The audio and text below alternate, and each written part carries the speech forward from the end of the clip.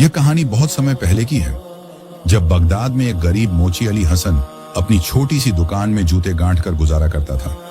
वह नेक दिल इंसान था, मगर उसकी जिंदगी तंगहाली में गुजर रही थी। उसके पास बस एक पुरानी सी दुकान और कुछ औजार थे। एक दिन जब वह दुकान बंद करके घर लौट रहा था, तो उसकी नजर शहर के बाहर बने एक पुराने मगर बेहद आलीशान महल पर पड़ी। यह महल वीरान पड़ा था, मगर उसकी भव्यता अभी भी किसी सुल्तान के किले जैसी थी। अली हसन के दिल में अचानक एक अजीब ख्याल आया, आखिर इस महल में कोई क्यों नहीं रहता? लोग कहते थे कि यह कोठुर महल जिन्नात और रहस्यमयी ताकतों के कब्जे में है। कई लोगों ने इसमें घुसने की कोशिश की, मगर वे कभी लौटकर नहीं आए। मगर मोची अली हसन को खुदा पर भरोसा था। उसने ठान लिया कि वह इस महल का राज जरूर जानेगा। महल में पहला कदम रात के अंधेरे में, जब पूरा शहर सो रहा था, अली हसन धीरे धीरे महल की ओर बढ़ा। जैसे ही उसने महल का भारी भरकम दरवाजा खोला, एक ठंडी हवा का झोंका उसके चेहरे से टकराया। अंदर का माहौल बेहद अजीब था। सुनसान गलियां, धुंधली रोशनी और हल्की हल्की फुसफुसाहटें। अल्हम्दुलिल्लाह, उसने बुदबुदाया और हिम्मत जुटाकर अंदर बढ़ा। जैसे ही वह बड़े हॉल में पहुंचा, उसकी नजर सोने और चांदी से जड़ी कुर्सियों और मेजों पर पड़ी।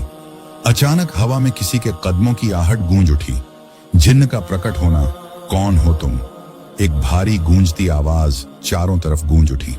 अली हसन ने हिम्मत करके कहा, मैं एक गरीब मोची हूं। मैंने सुना था कि यह महल वीरान है, इसलिए जानने आया कि इसमें कोई रहता है या नहीं। तभी एक काले धुएं से एक लंबा डरावना जिन्न प्रकट हुआ।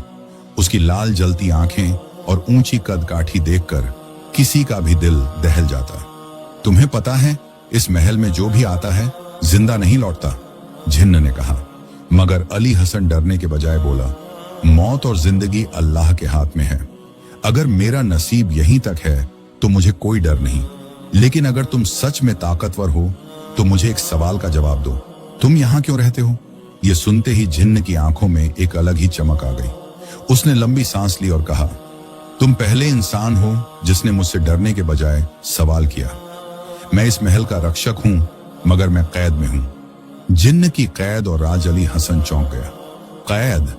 तुम्हें किसने कैद किया? जिन्न ने बताया कि सैकड़ों साल पहले एक जालिम बादशाह ने इस महल को बनाया था। वह बेहद लालची था और चाहता था कि उसकी दौलत को कोई भी न छू सके। उसने एक ताकतवर जादूगर से जिन्न को कैद करने का आदेश दिया, ताकि वह हमेशा महल की रक्षा करे। जो भी इस महल में आता है, मैं उसे बाहर जाने नहीं देता, क्योंकि यही मेरी सजा है, जिन्न ने उदास होकर कहा। मोची की हिकमत अली हसन ने जिन्न की आंखों में उदासी देखी। उसने सोचा, अगर यह जिन्न खुद ही कैद में है तो इसे आजाद करने का कोई तरीका होगा। अली हसन को कुरान की एक आयत याद आई, अल्लाह की याद से ही हर मुसीबत आसान होती है। उसने जिन्न से कहा, अगर मैं तुम्हें इस कैद से निकाल दूं तो क्या तुम मुझे जिंदा जाने दोगे? जिन्न ने तुरंत हामी भर दी। अली हसन ने जमीन पर बिखरी पुरानी किताबों को खंगालना शुरू किया और आखिरकार एक ऐसा ताबीज मिला जिस पर अरबी में कुछ लिखा था। उसने इसे जोर जोर से पढ़ना शुरू किया। जैसे ही उसने आखिरी शब्द पढ़ा, जिन्न जोर से चीखा और देखते ही देखते एक सफेद धुएं में तब्दील हो गया। कोठुर महल का नया मालिक जिन्न आजाद होते ही रोशनी में बदलकर आसमान में गायब हो गया। उसी पल महल में एक जोरदार झटके के साथ दरवाजे खुल गए और अली हसन को सोने चांदी से भरे तहखाने का रास्ता मिल गया। अल्लाह की रहमत से जो महल जिन्न की कैद में था, अब मोची अली हसन का हो चुका था।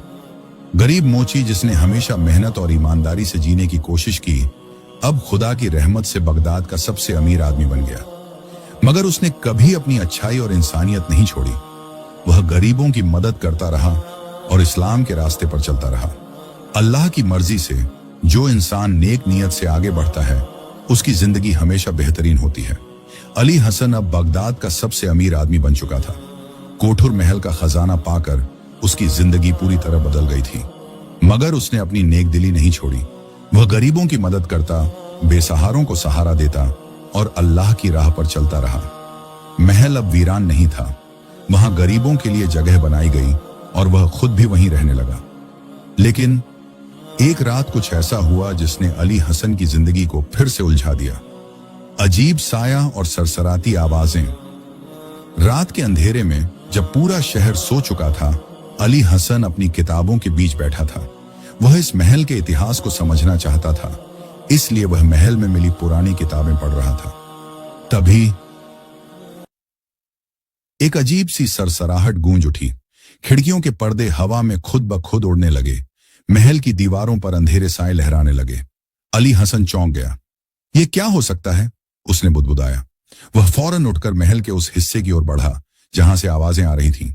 जैसे ही उसने दरवाजा खोला, उसने देखा कमरे के बीचों बीच एक काला धुआं इकट्ठा हो रहा था। और फिर तुमने सोचा था कि कहानी खत्म हो गई। वही भारी गूंजती आवाज, जिन्न की आवाज। अली हसन का दिल एक पल के लिए कांप उठा, मगर उसने खुद को संभाला। लेकिन मैंने तो तुम्हें आजाद कर दिया था। जिन्न की जलती हुई लाल आंखें चमक उठी। हां, तुमने मुझे उस कैद से आजाद किया था, मगर तुमने उस रहस्य को नहीं जाना जो इस महल में छिपा है। क्या मतलब? जिन्न आगे बढ़ा और धीरे से कहा, तुमने इस महल का सिर्फ एक खजाना देखा है, मगर असली खजाना अब भी छिपा हुआ है। महल के नीचे छिपा दूसरा खजाना। अली हसन चौंक गया। मगर मुझे तो सोने चांदी से भरा तहखाना मिल चुका है। जिन्न हंसा।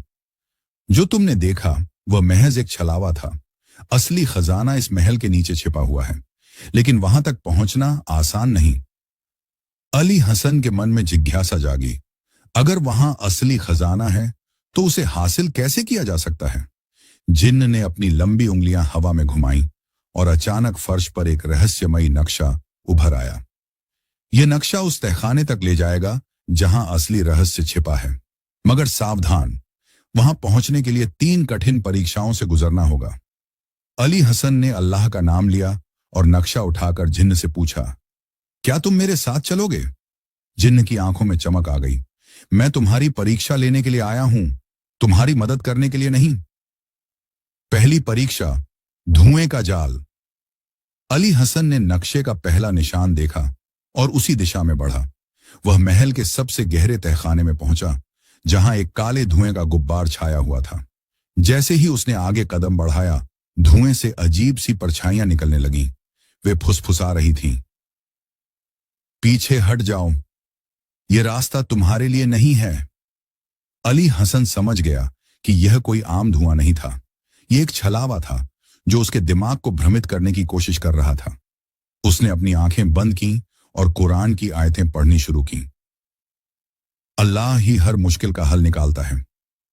अचानक धुआं छटने लगा और रास्ता साफ हो गया। पहली परीक्षा पार हो चुकी थी। दूसरी परीक्षा, जिन्न की चाल। अब वह अगले दरवाजे तक पहुंचा, मगर यह क्या, वहां जिन्न खड़ा मुस्कुरा रहा था। अभी असली खेल बाकी है। जिन्न ने अपनी उंगलियां घुमाई और अचानक 4 दरवाजे प्रकट हो गए। हर दरवाजे पर एक अलग निशान बना हुआ था। एक पर तलवार, दूसरे पर आग, तीसरे पर पानी और चौथे पर एक रहस्यमयी चिन्ह। सही दरवाजा चुनो, वरना हमेशा के लिए यहीं कैद हो जाओगे, जिन्न ने कहा। अली हसन सोच में पड़ गया। उसने नक्शे को ध्यान से देखा और सोचा, अगर यह महल अल्लाह के खौफ से बचने के लिए बनाया गया था, तो इसका राज भी उसी में होगा। फिर उसे याद आया, पानी जिंदगी की निशानी है। उसने बिना किसी डर के तीसरा दरवाजा खोल दिया। जैसे ही वह अंदर दाखिल हुआ, बाकी सारे दरवाजे गायब हो गए। तीसरी परीक्षा, खजाने का रहस्य। अली हसन अब एक बड़े हॉल में था, जहां चारों ओर सोने चांदी के ढेर लगे थे, मगर हॉल के बीचों बीच एक छोटा सा लकड़ी का बक्सा रखा था। जिन्न ने फिर से गूंजती हुई आवाज में कहा, अगर तुमने लालच किया और इन सोने चांदी को छुआ तो तुम हमेशा के लिए पत्थर बन जाओगे, मगर अगर तुमने सही चीज चुनी तो तुम्हें असली खजाना मिलेगा। अली हसन ने सोचा, क्या यही मेरी आखिरी परीक्षा है? उसने लकड़ी के बक्से को खोला और अंदर एक पुरानी किताब नींद रखी हुई थी। यही असली खजाना है? उसने हैरानी से पूछा। जिन्न ने मुस्कुराकर कहा, हां, क्योंकि यह किताब इंसान को दौलत से ज्यादा अक्ल देती है। जो इसे पढ़ेगा उसे असली ताकत मिलेगी। अली हसन ने किताब उठाई और अचानक सब कुछ शांत हो गया। जिन्न गायब हो चुका था। महल का असली मालिक। अली हसन अब समझ चुका था कि असली खजाना सोना चांदी नहीं, बल्कि इल्म और अक्लमंद है। वह बगदाद लौटा और उस किताब को पढ़कर लोगों को सिखाने लगा। वह अमीर था, मगर उसने दौलत का गलत इस्तेमाल नहीं किया। वह अपने इल्म से लोगों की भलाई करता रहा। और इस तरह एक मोची जो कभी गरीब था, न सिर्फ दौलतमंद बल्कि सबसे बुद्धिमान इंसान बन गया।